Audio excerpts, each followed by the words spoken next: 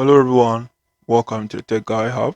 And today I'll be talking about how to borrow data or internet bundle on AirtelTigo. So if you are in need of, data or internet bundle on AirtelTigo and you're thinking of how to borrow some, then this video is for you. Yeah. So first of all, dial the USSD code star 341 hash star 11 hash. So dial this code and go to big time bundle. So the bundle that you want to purchase. So let me select one.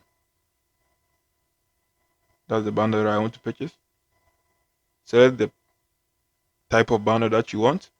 So select the package that you want. So let's say I want 45 MB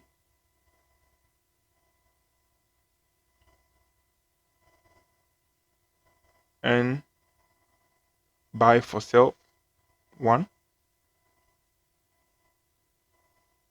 Yeah, so when you realize we have one airtime, two AT money, and three buy with loan.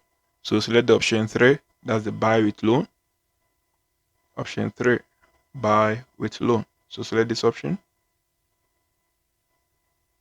and confirm. So confirm yes.